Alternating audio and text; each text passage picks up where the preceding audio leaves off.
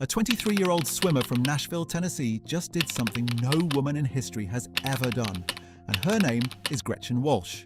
She swam the 50-meter freestyle one length of an Olympic-sized pool in 23.55 seconds, faster than any woman ever has swum that distance. This is a swimmer who had once been dismissed inside her own sport as someone who couldn't even produce results like this in a real, long-course, 50-meter pool, and people in swimming actually gave that supposed limitation a nickname. We'll get to what that nickname was. First, though, you need to know who was standing in the water when this record fell. Sjöström, one of the greatest female swimmers alive and a world record holder for well over a decade, was racing 2 lanes away when it happened, and even she couldn't touch it. We'll get to her reaction too, because it says almost as much about Walsh as the time on the clock does. Nashville, Tennessee isn't a city anyone associates with producing world-class swimmers. There's no Olympic training center there, no year-round outdoor pool culture, none of the infrastructure you'd expect behind a future world record holder, and yet Nashville is exactly where Gretchen Walsh grew up.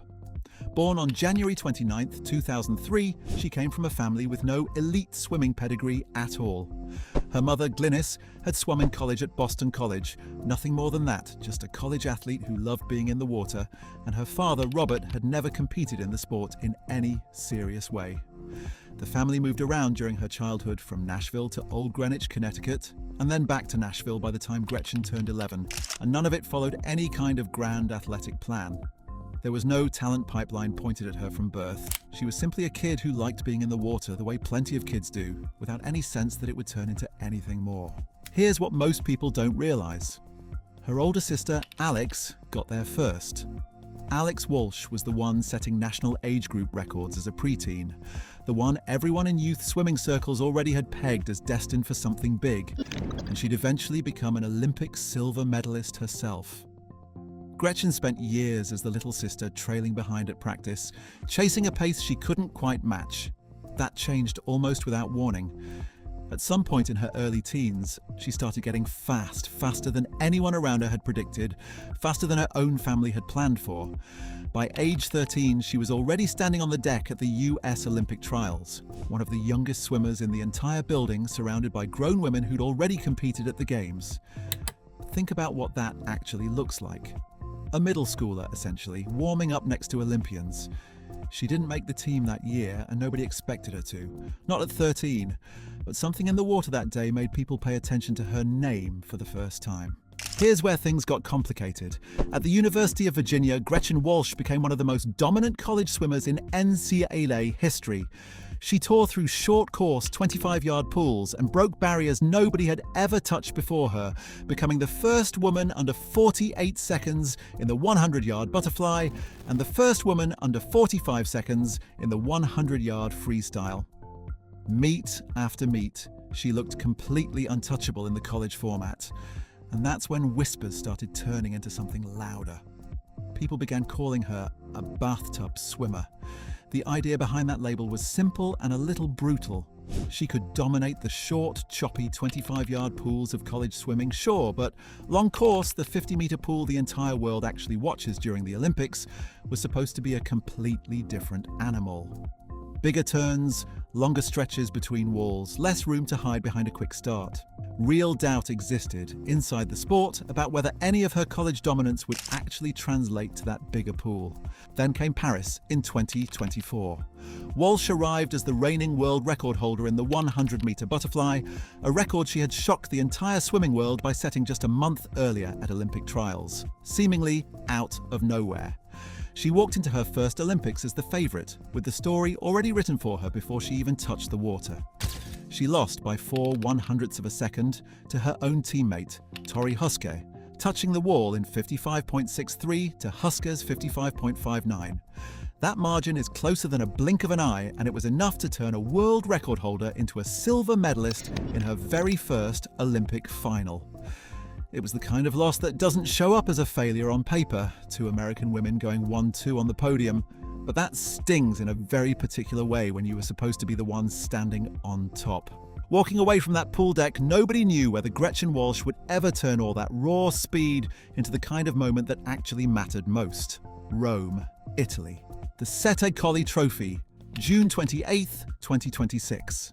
9 days earlier in Indianapolis, Walsh's own training partner and former Virginia teammate, Kate Douglas, had broken the 50-meter freestyle world record with a time of 23.59 seconds.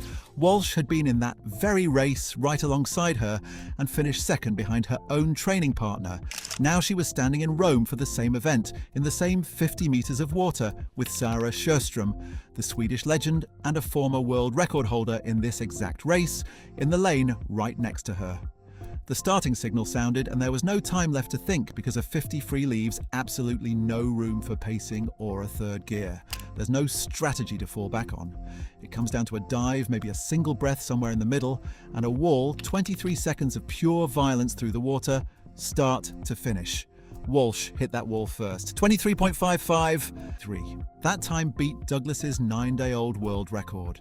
It beat Sjöström, who touched second in 23.86, a Sjöström still fast enough to podium at a world-class international meet in 2026. And it beat every single woman who has ever raced this event in the entire recorded history of the sport. 23.55. Say it again. Afterward, Walsh didn't downplay any of it, didn't offer the usual modest athlete cliches. Her words to the cameras were direct. I'm here. I'm going to try to keep breaking world records in everything. I need to know if you saw this coming, because plenty of people inside the sport genuinely didn't. Tell me in the comments below, because I want to know if you had any idea a bathtub swimmer would end up owning this record. Let's put that 23.55 where it actually belongs. Sjöström first held a world record in this sport back in 2009, which means she has spent more than 15 years rewriting the record books across multiple events, multiple Olympic cycles, multiple generations of challengers who came and went. And in one race, in one pool, in Rome, Walsh didn't just beat her name in a history book somewhere, she beat the current active version of Sjöström, still racing at an elite level, still fast enough to medal against the best sprinters in the world in 2026. Here's the part nobody talks about enough. This wasn't a one-time fluke from an athlete who caught lightning in a bottle once and never again. 9 days before Rome, the record belonged to Walsh's own teammate. Before that, it belonged to Sjöström. Now it belongs to Walsh, in an event where greatness gets measured in hundredths of a second, where the gap between fastest ever and forgotten is thinner than a fingernail. And here's the detail that makes all of this even stranger. The 50 free isn't even her best event. This is a woman who already holds the 100-meter butterfly world record, along with records in relay events and short-course butterfly sprints. She picked up a freestyle world record almost as a side project, an afterthought compared to the event that made her famous in the first place. Here's what comes next. Los Angeles will host the 2028 Olympics, the first time the Games have returned to American soil since Walsh was a kid learning to swim in a Nashville pool with no grand plan behind her. And for the first time ever, the 50-meter butterfly will appear on the Olympic program, an event Walsh already dominates on the world stage. Do the math with me for a second. Right now, in the summer of 2026, the 100 fly, the 50 fly, and the 50 free are 3 individual events where Walsh holds either the world record or the fastest time in the world. Carry that form into 2028 and she walks into a home Olympics as the favourite in all 3. Only 3 American women in history have ever won 3 individual swimming golds at a single Olympics. Debbie Meyer back in 1968, Janet Evans in 1988, and Katie Ledecky in 2016. Gretchen Walsh has a real shot at becoming the 4th name on that list 2 years from now, in front of a home crowd, in the pool that could define the rest of her career. So tell me, does she do it? Drop your prediction below, because every comment gets read, and if you want to be here when we find out whether that's another world record before then or the moment itself in Los Angeles, hit subscribe and turn on notifications, because this story is far from over.